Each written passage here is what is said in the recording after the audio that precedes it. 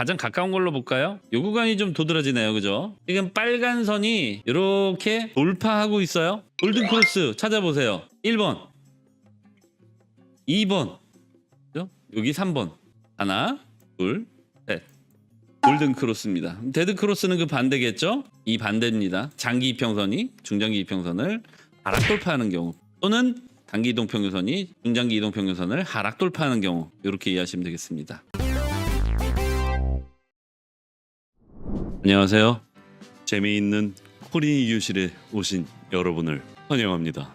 우리가 지금 정의를 했어요. 단기, 중기, 장기. 우리는 단기부터 먼저 배워보도록 하겠습니다. 단기 이평선 설정하셨나요? 설정하셨으면 이제 데드 크로스와 골든 크로스 개념에 대해서 알게 되실 텐데, 데드 크로스와 골든 크로스, 좋은 것부터 배워야 되겠죠? 이평선을 활용한 첫 번째 법칙입니다. 제1법칙, 이평선 매매법. 일단 골든 크로스는요, 이렇게 정의할 수 있어요. 단기 이동 평균선이, 중장기라고 할게요, 중장기 이동 평균선을 돌파하는 경우.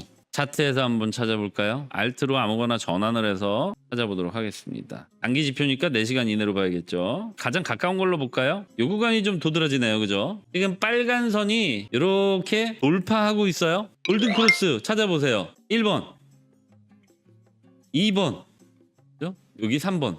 하나, 둘, 셋.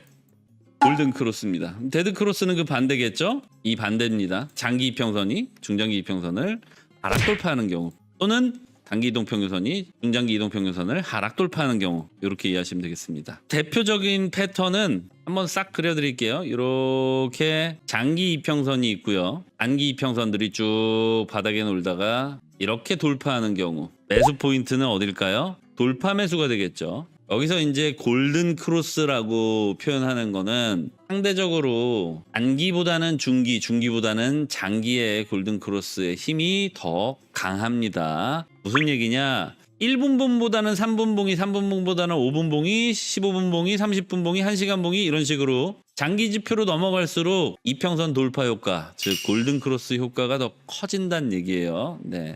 이 부분 참고하신 상태에서 우리는 단기 지표를 배우는 거니까, 단기 매매 시에 활용하시려면 반드시 중장기 이평선을 먼저 체크해 두시고, 대체적인 방향이 어느 쪽을 향하고 있는지 파악해 두신 다음에 단기 거래를 시작하셔야 됩니다. 그러니까 가장 좋은 건, 사실 오늘도 그런 질문을 남겨주셨어요. 근데 제가 설명을 드리면서 그 질문 남겨주신 분의 상태를 확인했는데, 모바일로만 거래를 하고 계신다고 하시더라고요. 제가 이왕이면 다양한 지표를 한눈에 보시는 게 가장 도움이 많이 된다. 좁은 이 모바일 창에서, 물론 익숙해지신 분들은 사실 이것도 되게 잘 쓰시기는 하지만, 이런 딜레이가 있지 않습니까? 일봉 보다가 주봉 보다가 분봉 보다가, 분봉도 뭐 5분 봉 보다가 15분 봉 보다가 10분 봉 보다가 30분 봉 보다가, 네, 이 전환되는 시간을 좀 많이 로스가 나거든요. 그러니까 그 시간마저도 사실은 소중히 써야 되기 때문에 조금 그런 부분이 좀 아쉽다. 그래서 가급적이면 다 같이 함께 보시는 걸 추천드리지만, 다만 장기 지표들은 실시간으로 크게 변화하지 않죠. 주봉 실시간으로 변합니까? 월봉 마찬가지로 일봉, 주봉, 월봉, 일주월봉은 하루에 한 번씩 그냥 체크만 해두시면 되는 거고요. 내가 분봉을 기준으로 단기, 또는 제 표현으로는 초단기 투자를 하겠다라는 생각이면 4시간 봉까지는 한번 투자를 시작하기 전에 한번 체크를 하고, 그 이후로는 뭐 4시간마다, 그죠? 159 아시죠? 1시, 5시, 9시에 4시간 봉 정도만 체크를 해두시면 초단기 데이 트레이딩을 하시는 데에도 크게 지장은 없습니다. 뭐 어찌됐든 정의했으니까 패턴에 대해서, 그럼 첫 번째 패턴 차트상에서 설명드렸고요. 패턴은 장기 이평선이 있고 단기 이평선들이 시세를 따라 올라오다가 이렇게 크로스되는 요 포인트, 그 포인트가 매수 포인트입니다. 이렇게 제가 표현을 하고 나면, 아니 왜 이 크로스 될 때 여기만 매수 포인트인가요? 그냥 저점에 있을 때도 사면 되지 않나요? 이렇게 생각하시는 분들 분명히 계실 것 같아요. 그보다 조금 더 싸게 살 수 있는 거 아닌가? 그것도 물론 가능합니다. 근데 이게 가능하려면 최장기 골든 크로스를 노린다면 최장기 지표를 보고 이렇게 최저점 매수를 하는 건 충분히 가능합니다. 단기 투자에서는 예를 들어드리면 제가 만약에 15분봉을 기준으로 단타를 치고 있었어요. 이렇게 쭉 내리다가 나는 골든 크로스 나기 전에 좀 바닥에서 뭐 미리 사두고 싶다라는 생각으로 미리 매수를 해뒀는데 아직 1시간봉이 추세를 회복하지 못했어. 추세를 회복하지 못했다는 건 1시간봉 추세는 하락 추세야. 근데 1시간봉 추세가 하락 추세라도 분봉상의 반등은 나올 수 있지 않습니까? 그죠? 그걸 노리고 가다가 정각에 가까운 시간, 그러니까 1시간봉은 뭐예요? 정각마다 갱신이 되죠? 정각에 가까운 시간에 이르러서는 이러한 분석이 완전히 어긋날 수 있다. 즉 곧 있으면 골든 크로스일 줄 알았는데 1시간봉 꺾이면서 한 계단 더 내리는 효과가 있을 수 있다는 거예요. 특히나 정각에 이르러서는. 이것도 마찬가지로 1시간봉 기준으로 이렇게 저점 매수하려고 했어. 최저점 매수하려고 기다리다 보니까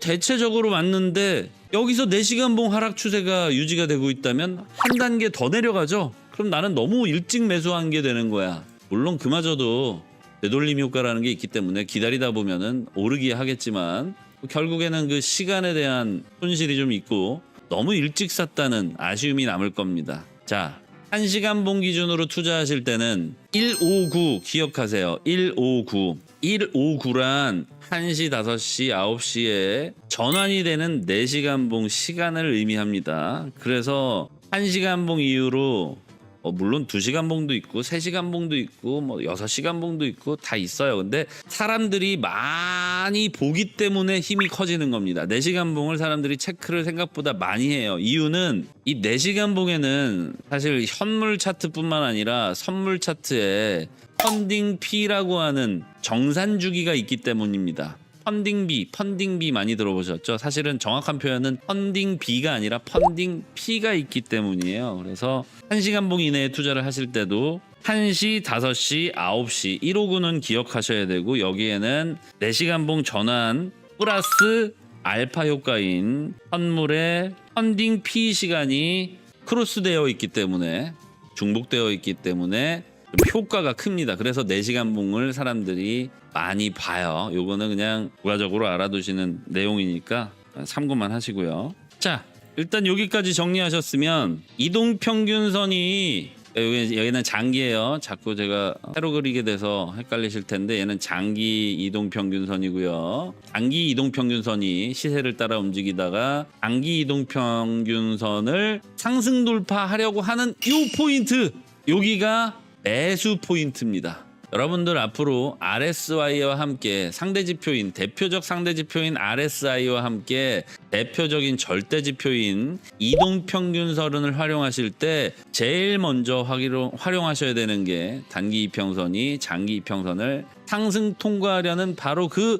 크로스 포인트, 여기에서 돌파 매수하시면 상당히 유용하게 활용하실 수 있겠죠. 그렇다면 이평선이 돌파하려고 딱 하고 있는데 RSI는 이미 과매수 상태야. 그러면 매수하면 좋아요, 안 좋아요? 안 좋지. 그런데 돌파하려고 막 하고 있는데 RSI가 바닥을 찍다가 시세가 이렇게까지 내려왔으면 사실 RSI가 거의 바닥을 찍고 있는 거거든요. 근데 지금 여기 돌파하려고 하고 있는 데는 뭐야? RSI를 보시면 25 미만, 75 이상. 25 미만은 과매도 상태, 75 이상은 과매수 상태죠. 과매도 상태에서 골든 크로스 바로 직전에는 이미 RSI는 어느 정도 반등을 해 있을 거예요. 하지만 RSI만으로는 지금 매수해도 되나 확신을 가질 수가 없죠. 얘는 상대 지표이기 때문에 또 한 번 내릴 수도 있고 더 내릴 수도 있는 거예요. 그러나 RSI가 반등하면서 단기 이평선이 중장기 이평선을